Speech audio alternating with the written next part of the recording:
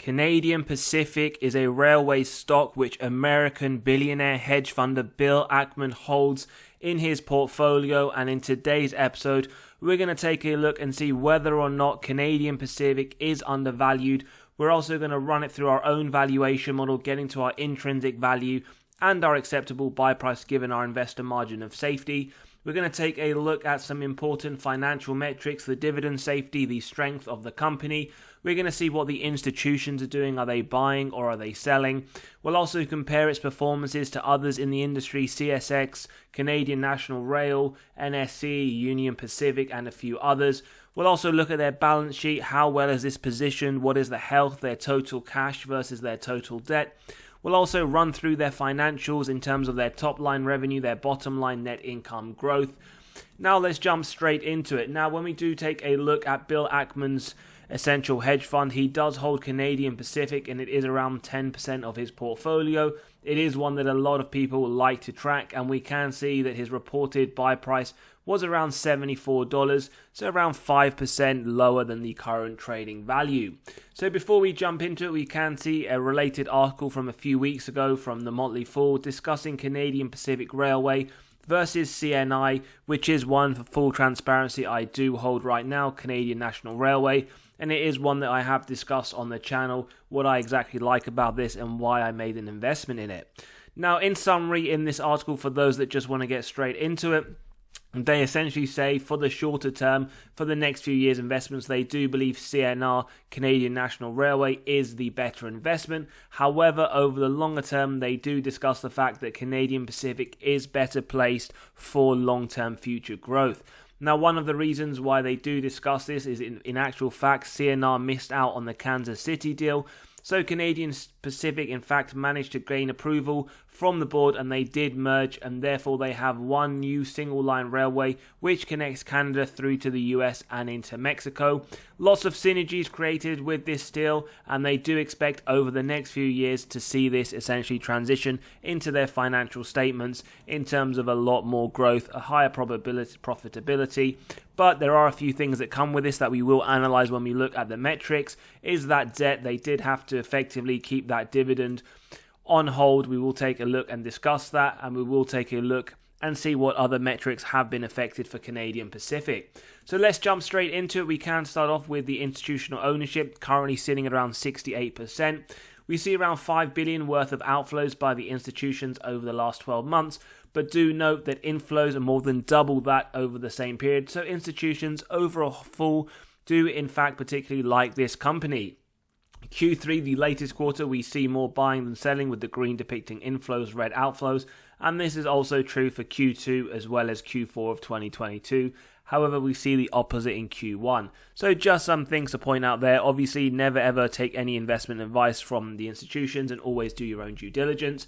And when we take a look at the company itself, it is up around 5% year to date. It is trading in the midpoint of the 52-week range, and it does offer one of the smallest yields for railway stock companies in general at 0.73%.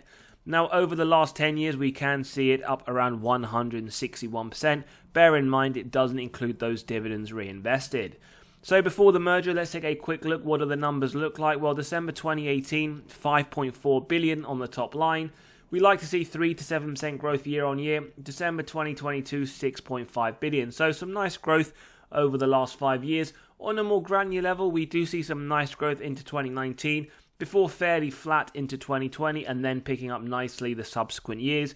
And do note the trailing 12 months showing us some very strong growth into December 2023. And for those that are interested, do subscribe and hit that bell button, as we will analyze their full annual report when we receive it. So nice growth on the top line. Now let's take a look at the bottom line. What story can we tell?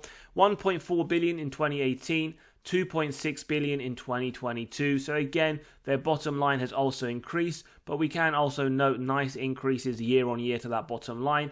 Likewise, trailing 12 months showing us some nice signs for growth to the bottom line as well. So very positive, both top line and bottom line for this company. They are increasing, and it will be nice to see how that effective deal does propel this company in the future.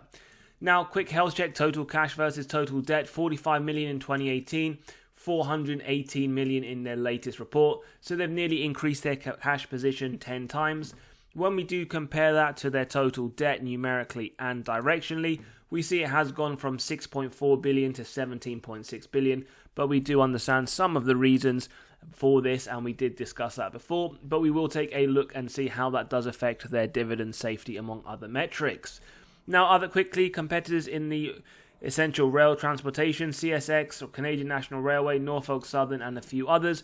Now, year to date, we do see Canadian Pacific as one of the worst performing, only up 6%. And when we expand that to the last 5 years, we see, however, it is the best performing railway company, up 137%. So lots to like about this company so far, but as always, past performance is never really an indicator for the future, so do bear that in mind. Dividend safety score 76, it is safe. Market cap 72 billion, it is a large cap company. Now, recessionary metrics, for those that see 2024 as the recession year, they maintained the dividend during that period. Average growth, which was around negative 12%, and they did also significantly underperform the S&P, negative 64 versus the S&P's negative 55. Now, dividend growth, a few things to note. They haven't increased that dividend since 2020, although the last 5 years on average they have increased it by 12%, with the last 20 years at 11%. Considering how well they have performed on the share price return on its own, that isn't too bad in my opinion. Now, when we take a look at dividend yield theory, for those that are new, it states a company is undervalued when that current yield sits above the 5-year average. So we have a sign of overvaluation based on dividend yield theory. And on the forward PE, it's slightly higher at 24.6 versus that 5-year average. Now, when we compare it to the industrials, we do see it higher at 24.6 versus 19.2.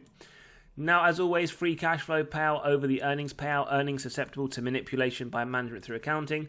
Below 60% is my preference. It means, in my opinion, management can offer those double-digit increases we love to see. Over the last 10 years, it's been pretty much below 40%, even for the majority. 2021, 2022 in the 20s, although note 2023 is expected to climb up, but only slightly higher to 32%. Free cash flow per share, well, that has increased nicely, 82 cents in 2013, 278 in 2022. Not as consistently as maybe we would like, but do know over the long term it is moving in the right direction. 2023 expected to drop slightly, however. Sales growth, so we can see how it does look before that merger. We see it's single digits increases for the majority of the period. We do see a COVID drop at negative 1%, but do note the first full year, 2023, with that Kansas discussion earlier, 34%, so very positive.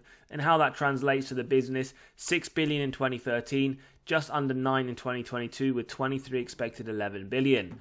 Now, before the merger, where we see those shares outstanding increase, we do see from 2013 they were doing share buybacks, returning excess cash to investor pockets. So that was a positive sign, even though it has increased over the last 10-year period.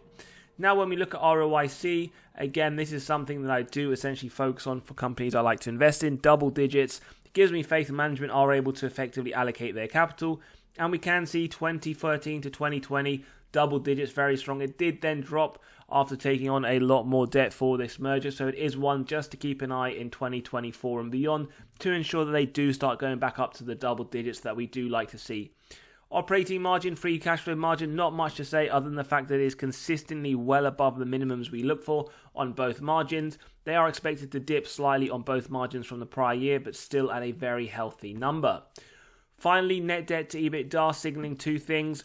One, that dividend safety, and the other one, that balance sheet strength. EBITDA, earnings before interest, tax, depreciation, and amortization. These numbers show us the number of years it would take the company to pay off all of their debt net of cash on hand. It has gone up after the merger, taking on more debt, but we do see 2023 it is expected to come down. Likewise, 2024 are expecting around 3.1, so that is something I can live with. Given that forward guidance, it does look to be coming down. So that is the essential metric analysis, the company analysis for CP. Now we can jump into the valuation. And as always, if you enjoy the content, values being provided, smash that like button, hit the subscribe and bell button so you are continually notified of these videos as they drop. And finally, if you do want to grab a copy of the valuation model we're about to run through to get to the intrinsic value and acceptable buy price of companies in your own portfolio or on your watch list, click on that pinned comment below. Starting off with the first model, Graham's valuation, we have the stock ticker symbol CP, earnings per share, growth rate per analyst estimates, yield on AAA corporate bonds, getting an intrinsic value of just under $71. Now what we can see, it is essentially below the current trading price by around 10%, but above that 52-week low. So we have a sign of overvaluation. Bearing in mind we're not looking at any of these models in isolation, and we will draw conclusions towards the end of the episode. We then have the multiples valuation model, companies in a similar sector and size that we analysed. Average PE multiplied by the earnings per share to give a stock price of $90. Now when we take a look, that is above the current trading price, around 15% upside, and above that 52-week high. So unlike the previous model, Graham's valuation, we have a sign here of undervaluation.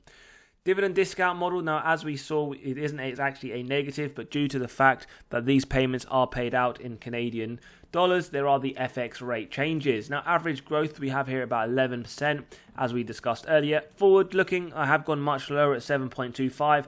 But as always, if you grab a copy of the model, you can play around with these numbers based on your own investment thesis. $82 then, again, we can see upside to the current trading price, maybe only around 5%, and just lower than that 52-week high, showing some signs of reasonable valuation / undervaluation. We then have the final model, the DCF model, with the free cash flows year on year. We have the average growth rate, pretty much forward line, the same per analyst estimates. With that discount rate, we get the present value of future free cash flows and terminal value. Add together with the cash, subtract total debt, get to the equity value, divide by shares outstanding. We get a DCF price of $97. Lots of upside to the current trading price and above that 52-week high. The intrinsic value then for today's episode is the average of these four models for CP. And as always, if you enjoy the content, values being provided, smash that like button, hit the subscribe and bell button so you don't miss out, and these videos drop deliberately on your doorstep as and when they arrive. Margin of safety that we start off with, 10% if we believe it has a wide moat, strong financial metrics, good forward-looking data. We can see it is around $1 or $2 shy from the current trading price, so we do believe right now that CP is trading at around a 10% margin of safety. In terms of Wall Street, well, we can see they do believe essentially around 10% upside. So in conclusion, for Canadian Pacific, we believe there is around a 10% margin of safety with around 10% upside per Wall Street analyst. As always, let me know your thoughts, whether or not this is one you are looking to buy, you have bought, or you are waiting for a certain price. As I have mentioned on previous videos, in terms of the railway stock companies that I hold, it is Union Pacific, ticker symbol UNP, as well as Canadian National Railway, ticker symbol CNI. I've discussed lots of reasons why I do like them a lot more than Canadian Pacific, but this is one that maybe I will revisit if the price does come down to add to the portfolio. But as of now, for full transparency, this isn't one that I do hold. As always though, do let me know your thoughts in the comments below. If you enjoyed today's episode, hit that like button, hit that subscribe and bell button, and don't forget, if you want to grab a copy of the valuation model, to click on that pinned comment below to get to the intrinsic value and acceptable buy price of companies in your own portfolio.